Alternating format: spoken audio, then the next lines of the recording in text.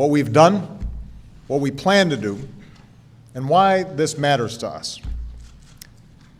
This video is all about pausing and phrasing in speech. We're going to talk about why it matters, what happens if you don't do it, and how to do it.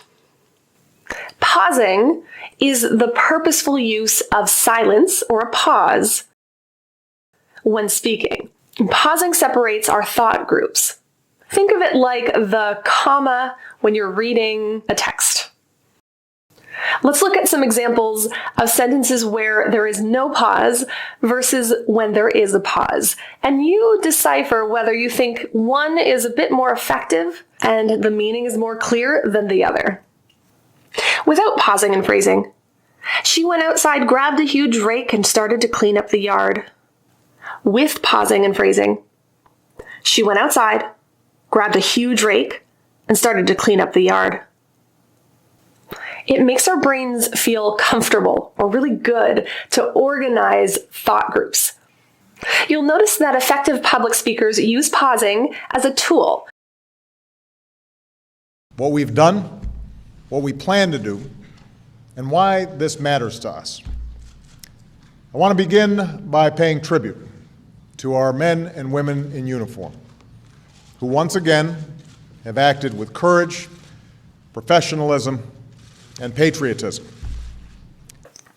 Of course, we pause so that we can breathe physically.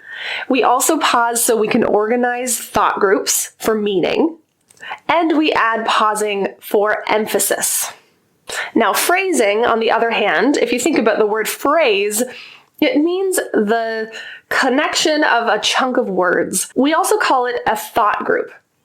So, meaning a few words strung together create an organized thought group, or it has meaning in itself.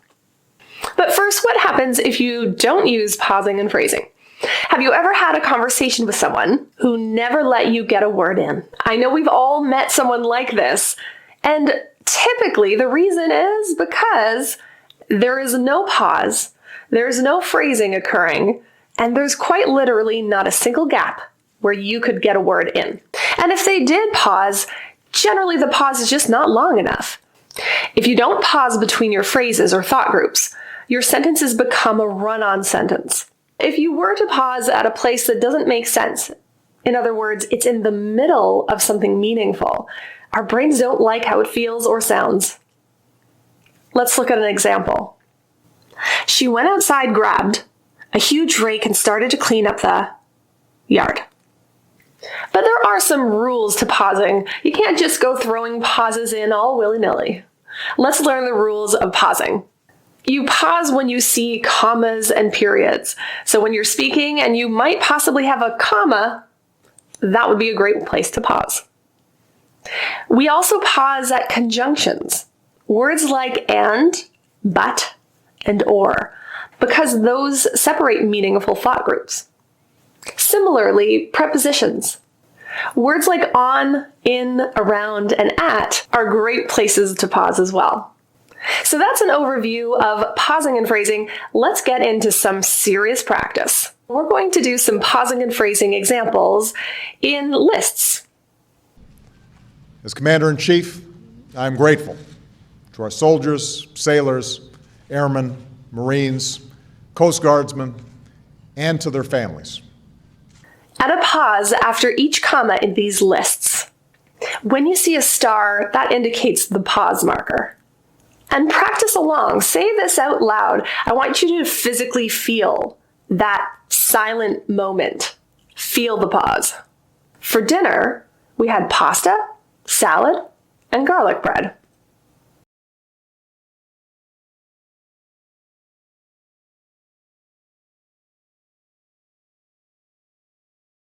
She visited 3 countries during her summer vacation: France, Italy, and Spain.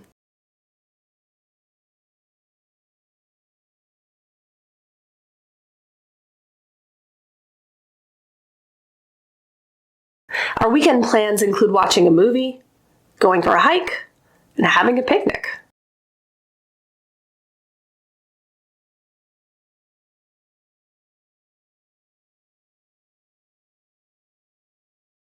Next, let's practice pausing with conjunctions. Let's try some examples together.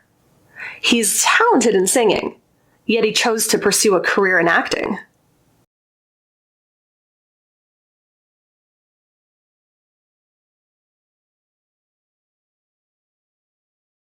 She loves to travel, but her job requires her to stay in the city most of the time.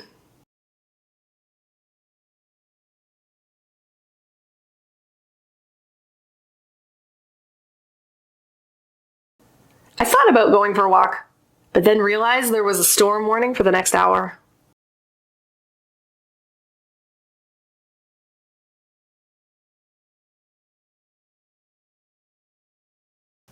So those are some simple examples with conjunctions. If you've watched to this point, I'm hoping you've liked some of this content. Press that little like button. Let me know that what I'm doing is useful to you and you're finding it interesting. I know it takes a little effort. Take that mouse and just press it. It's okay. I kind of get paid in likes, so thank you. Let's try something a bit tougher now. Now we're going to focus more on meaning, trying to get familiar with really good places that a pause might make sense. For the following examples, I've placed brackets around each thought group. Those words will be linked together, and the stars indicate a pause. Now you might find an even better place to pause, and that's okay. There is a lot of personal preference here. The point, though, is that we want to try to keep at least one pause, or possibly two, in each of those utterances. Let's try some examples. The weather's way too cold, so I'm not going outside.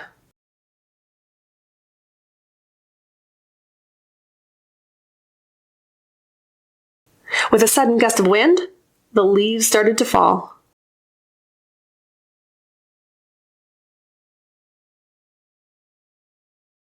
Clara planted seeds in the soil, hoping for a huge harvest.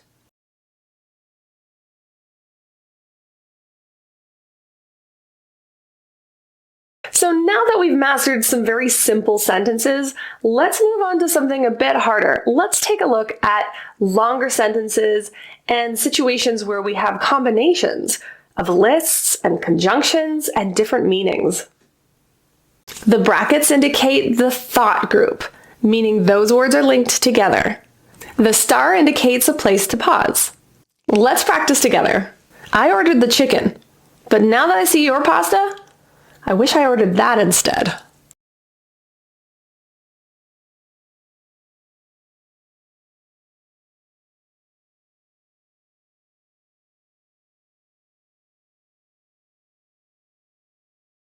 I went to the grocery store, but by the time I got to the cashier, I realized I forgot my wallet.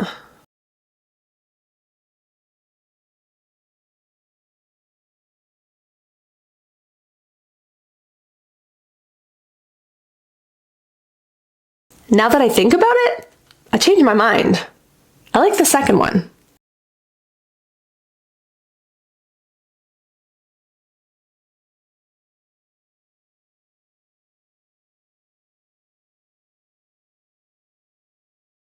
I stumbled upon this podcast talking about the mysteries of the universe, and it blew my mind.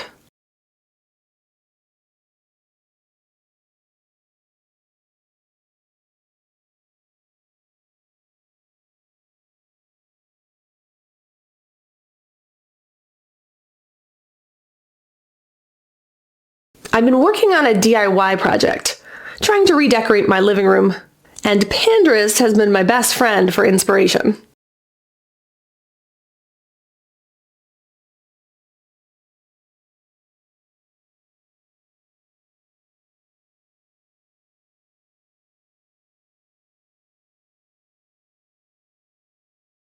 So now that we've practiced, and you're getting more familiar with thought groups and with pausing, let's add another layer called stress. Thought groups and stress. A thought group includes many words together that creates meaning, or it has a central idea. Each thought group must have a focus word. Having a focus word emphasizes and helps add meaning. As a general rule, the typical location of that focus word tends to be at the end of a thought group. It's usually the last word. Let's talk a little bit about tonic stress. For words that have more than one syllable, like paper, there will be one syllable that has the tonic stress, or the most stress. And the stress is created by going higher in pitch, by making the vowel slightly longer and slightly louder. Let's look at some examples of thought groups with an emphatic focused word. In the following examples, we'll have either phrases or we'll have a full sentence. And notice how the last word will be emphasized as the focus word. So we're going to go on a higher pitch for that word. So practice along, say these out loud, and emphasize a higher pitch on those focus words. Let's go. See you later. Goodbye for now. How's the weather? A cup of coffee. The warmth of the sun. Great job. Okay, so the next level of practice is to add phrasing, thought groups, and add our emphatic stress focus word. Practice along as you focus on linking the words together, adding a pause between the phrases, and adding our focus word stress at the end of each phrase.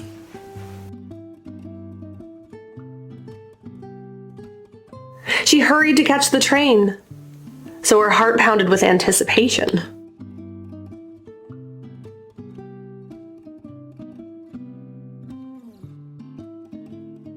The movie ended with a surprise twist, leaving us all in suspense.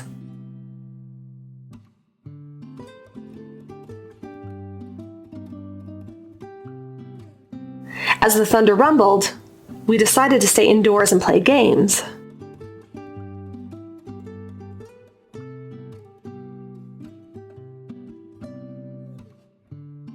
The text message arrived just in time, saving me from getting lost in an unfamiliar neighborhood.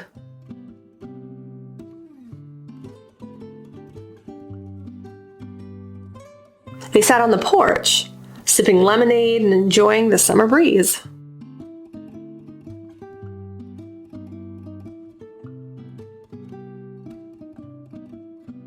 Good practice. In our next lesson, we're going to talk about how the location of our pausing can actually affect the meaning of what we're saying. In the next sentence I'll share with you, notice how the location of the pause, or the lack of a pause, changes the meaning. John didn't marry her because she was rich. Here there's no pause. They did get married, but the reason wasn't because she was a wealthy person. Let's compare that with another way of saying that. John didn't marry her because she was rich. This included a pause, and the two did not get married, and the reason was she was wealthy. So you can see that the meaning is entirely different depending on where you're chunking your words together. This is why the meaning of the words that are in your thought group are important. Let's look at another example. Let's eat, Grandma. So someone's encouraging their grandma to join in eating a meal. Versus, let's eat Grandma. This means that someone actually wants to eat their grandma. So that's not a good way to say that. So hopefully now you can see why pausing matters and how it affects the meaning of what you're saying. So let's take what we now know to the next level. Reading exercises are really fantastic practice to get you familiar and fluent with using the strategies of linking, phrasing, and using focus word emphasis, or stressing. We're going to practice an activity of going through a reading passage called the rainbow passage. When you encounter a reading passage, visually scan for a really good place to pause within each sentence. Look for conjunctions like and, but, and ors, prepositions, look for the commas, look for the periods. And for now, we're going to focus on the final word to create emphasis. So read along with me and practice all of the strategies together. The rainbow passage. When sunlight strikes raindrops in the air, They act as a prism and form a rainbow. The rainbow is a division of white light into many beautiful colors.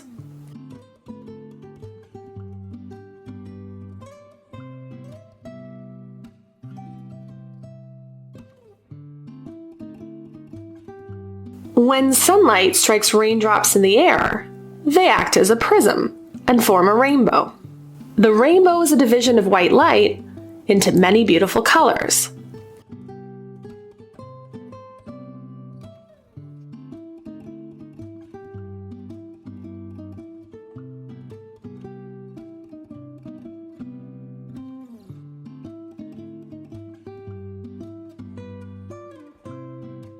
Great work reading along, finding the emphasis. Now go and find a reading passage of your own and start practicing. Do this every day. It could be an email, it could be while you're shopping online, it could be anything you're reading whatsoever. Look for the pausing, look for the thought groups, and add emphasis. I wanted to take some time to talk about practicing and what to do with all of this information that you're learning. It's one thing to have that seed of knowledge and have it in your head, but it's another thing to plant that seed and cultivate it and grow it so that it becomes a skill that you can use in your daily life. So let's talk about what you can do with this information and how you can build skill from what you now know. Number one is reading practice. Reading practice is amazing practice because you can kind of mark up the text a little bit. You can mark in your pause breaks. You can draw a line under your linked phrases or your thought groups to remind you that you're going to connect those words together. You can review your pausing and phrase breaks through those lines to help you remember where to put your pauses. You can draw lines up and down, indicating your primary stress and your secondary stress. This is really, really good practice, especially if you're a very visual person and if music doesn't come naturally to you. The more you do this, the better, because you increase your awareness and you increase your skill. I also highly recommend recording yourself. Even though everyone hates doing it, no one wants to do it, I get it, and no one likes their own voice. Very few people do. And if you do, you're one of the lucky ones. If you record your voice, you're able to actually compute what you're doing. And you can also make the judgment call of whether you like how you sound or if what you're practicing sounds unnatural. So you know what to change and what to fix. You could even slow videos down. Put the speed to a half or even 0.75.